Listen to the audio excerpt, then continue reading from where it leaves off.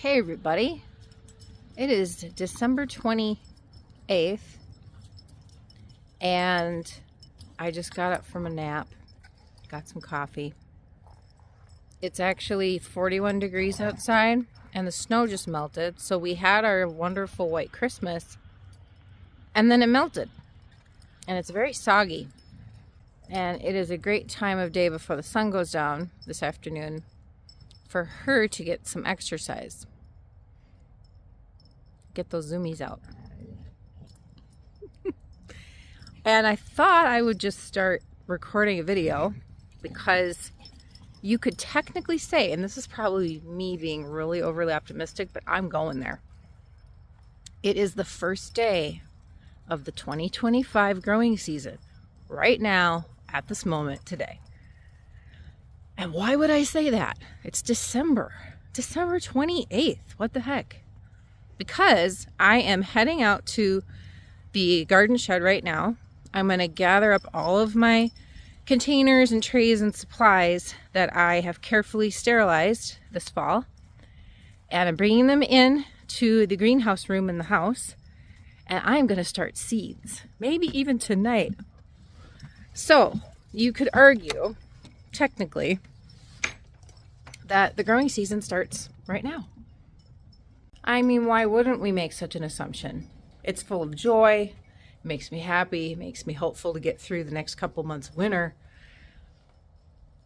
And I just can't wait because my thumbs are so itchy. And I know all my gardener friends out there, you feel the same way. So we're just going to tell ourselves, we're starting now. It's going to be good. So a couple things I'm doing in here. I am looking through all the stuff. Where did I put stuff? Oh, yes, right here. Check out them trays. So these have all been, there's a lot of them there. They've all been sterilized and they're ready to go. So I'm really excited to pull them inside. These are my gomphrena that I grew last season from seed and are just such a joy. I'm going to try to make some wreaths out of these and see how it goes. Some beautiful spring wreaths.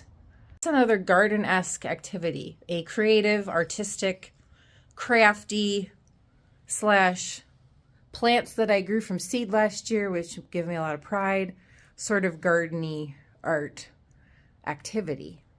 Yet another amazing part of the 2025 growing season. So I'm just feeling so grateful this time of year to have some days off from work and just not do a lot of mental lifting, just enjoy. So a lot of what I end up doing every year, and it's become this wonderful habit that I really like, is hiking and walking a lot, being outside a lot. And so today, before the sun goes down, we're just going to walk our land. It just helps me be as full of gratitude as I can, be as grateful as I can for the land that we have, the space that we have. It's just a wonderful thing. Pulling my handy dandy soil blocker out of storage here. So excited that I figured out how to use this last season. So throwing that in the bin to go in the house. Another really great thing is I get to use this time in the winter to figure out my planning, meaning what do I plant, where, when, and then back it out from relative maturity to harvest, from in-ground to harvest for every plant. It's a lot of work. It's always hard to remember all the things. I do have a couple spreadsheets from past seasons though, so hoping to blow this out more. I'm hoping to map every week of the season if I possibly can. I don't see why I can't. That seems like a very doable thing. I just need to have the discipline to actually sit down and do it for real. Pretty excited about that. And then we just got our Johnny Seeds catalog. We already have our Harris Seeds catalog, 2 awesome seed houses that we buy a lot of our vegetable, pumpkin, and flower seeds from every year. So that feels like a Christmas toy catalog to me, like a little kid in a candy store. So that's going to bring a lot of inspiration, and it will help with planning because, again, they have maturity dates in there. you know, zones and things like that, so I can kind of map out like when can I put things out into the ground, when can I expect harvest, and then try to do a succession plan, which I wasn't very good at last season. It is hard to be disciplined, and I know I need to do it because it will pay off, because then I will be able to have all these staggered harvests throughout the entire season. Figure out which of these bunches I want to bring in. We will start with this bunch here and see if I can grab it. Yep. Isn't that gorgeous? Wow. I am so proud that I grew these from seeds inside. I started them, I think, in February or March of last year, and they just did so great. And look at how they hold their color. Isn't that just marvelous? So I can't wait to make some things with these. I'll pull a couple other batches down here, so I want to have plenty to work with, because I've never done this before.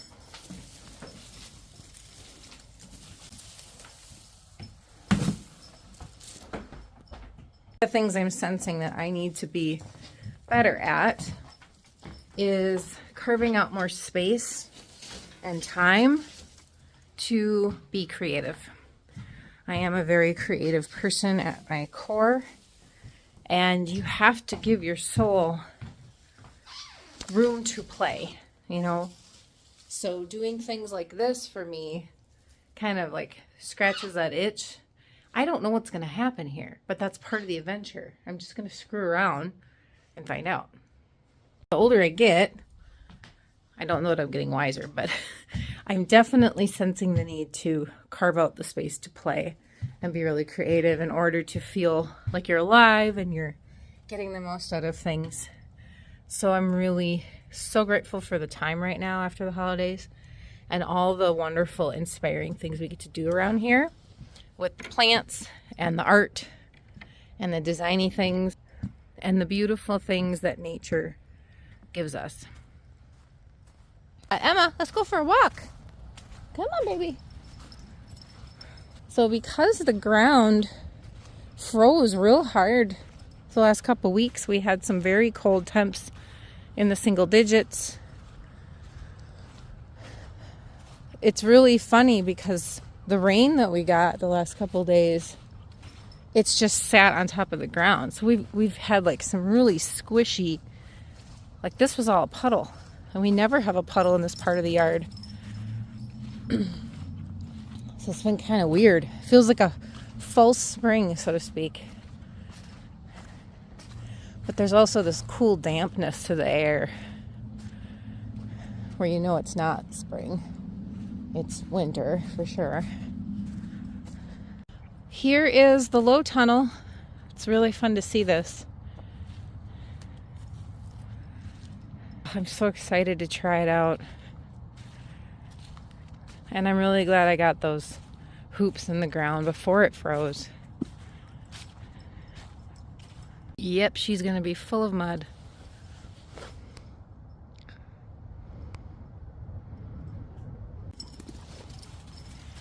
Are you having fun, huh? Do you get little mud socks on?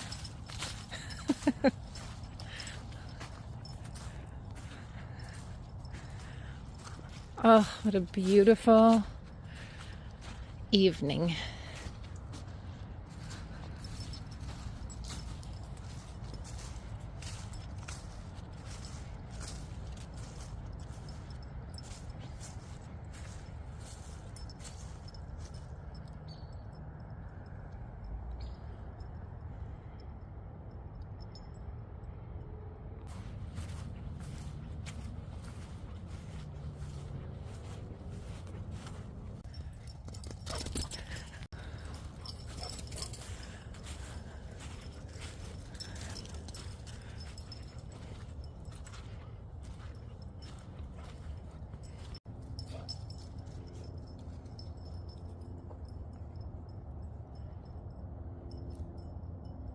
So the first seeds that I'm going to attempt to plant, wish me luck, yes, I might be extremely crazy, are lisianthus. Woo! a lot of gardeners and flower growers often don't even try to grow them from seed because they're such a pain in the butt. I'm going to give it a shot though, because I just am really interested in the challenge. I'm very thrilled to try and learn, even if it fails.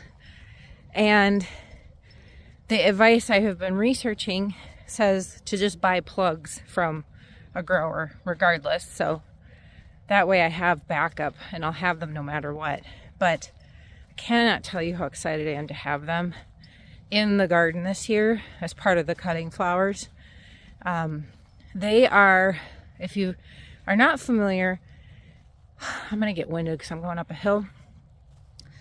They are like a false rose. They are very in high demand from florists because they are really hardworking, really beautiful, long-lasting flowers that are wonderful for weddings, you know, in boutonnieres, bouquets, arrangements. And their vase life is prolific. Like I was reading, like 1 to 2 weeks.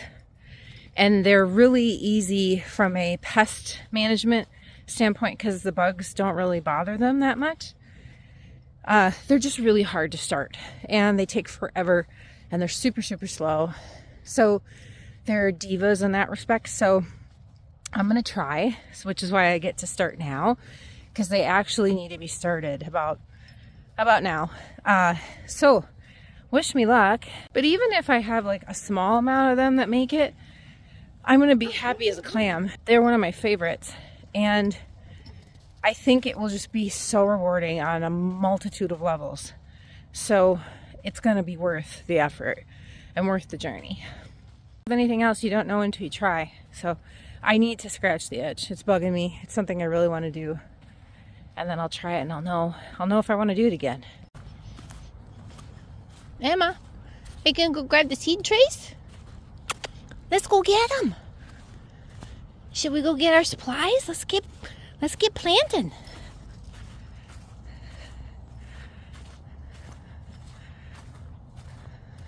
All right, I've got the growing room set up here in our upstairs of the house. And I've got the first shelf here that's going to hold the growing trays for the lisianthus.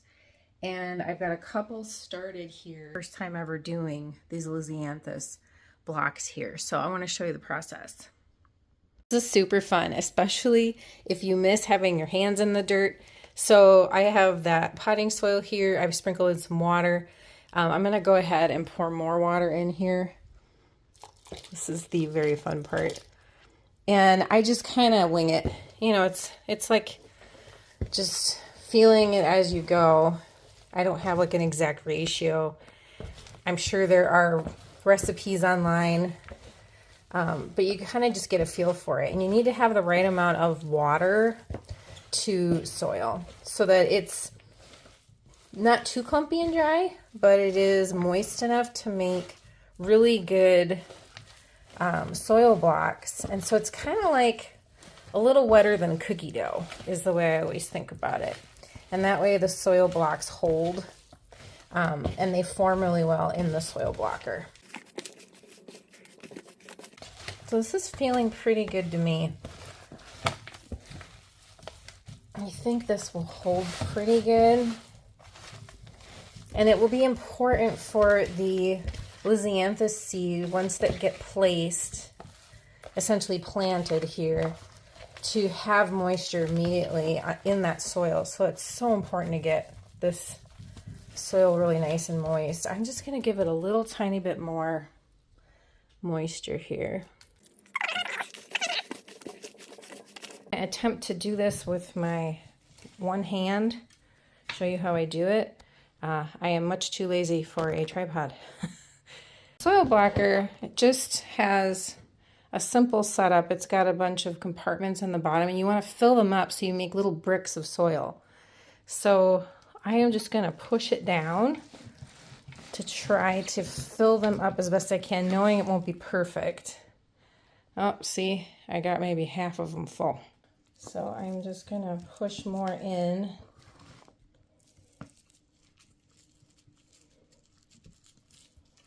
as I can. I want to make sure that each of the squares is actually full.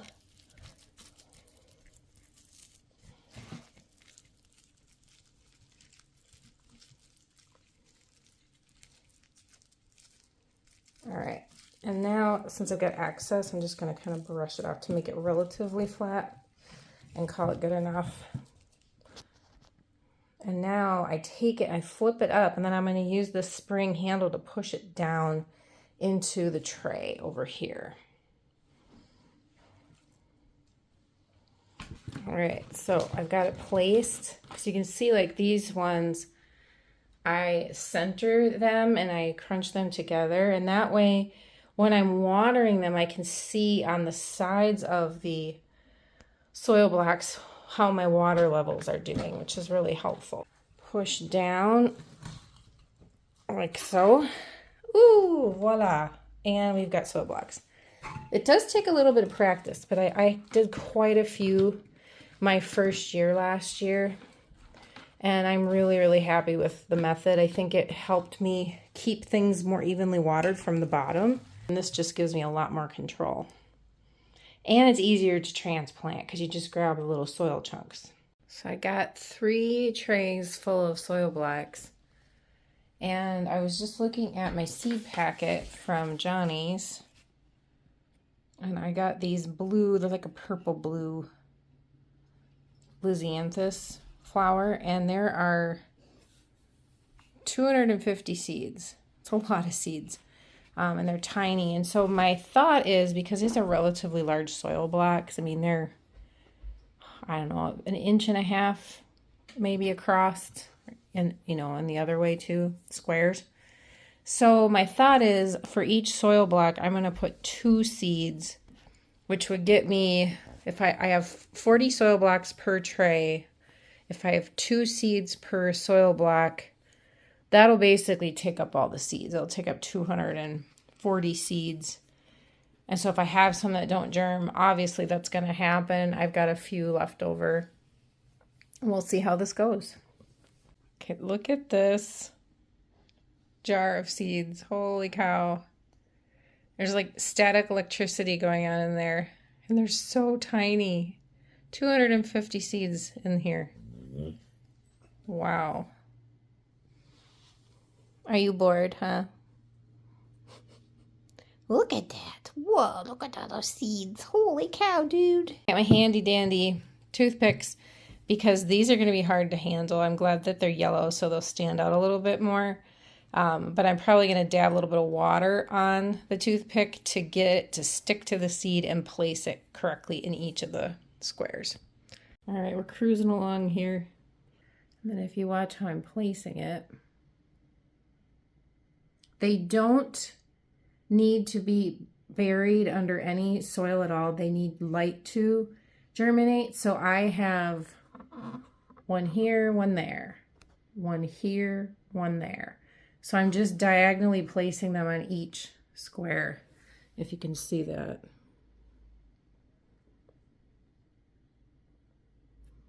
Here's my next one. That's it. It is tedious. So this lisianthus project, I'll call it, is probably one of my most challenging new things I'm trying this season. So I'll definitely be covering it throughout the months. And I read somewhere in a cut flower book, the Cut Flower Handbook by Lisa Mason Ziegler. This book, which is amazing if you haven't heard of it and you're interested in growing cut flowers seriously. Really terrific book. And she has amazing content. And I listen to her podcast all the time and I learned so much. And she basically says growing lisianthus, these flowers, is what she would call graduate level work. Like as a grower, if you, as a gardener or a flower farmer, if you can figure out how to grow these, you can do a lot of things. Gives me something to really chew on and grow already here in late December, early January, which is a treat. I got my first tray done. All right, with this first tray planted, I have all my seeds in there. They literally right on the surface, and the soil is moist, but I'm going to mist them just ever so slightly because I don't want them to lose their placement. So I'm just gonna take my bottle and just ever so lightly mist them to help with that initial germination, because they have a pelleted coat on them so that they're easier to handle here, that yellow coating. The water helps that slough off, so that's really important. I'm gonna add a dome here. We absolutely need this. This is one of those plants that needs the humidity here, and it also needs heat. I think I'm gonna order a heat mat. I have not yet had to have one of those for growing. While the room, this bedroom, gets the right temperature, they need temperature around 70 degrees to start germing. I think I'll get a heat mat too, just to make sure things go really well. Voila, our first tray is ready, facing right outside the south-facing window here. So really good location.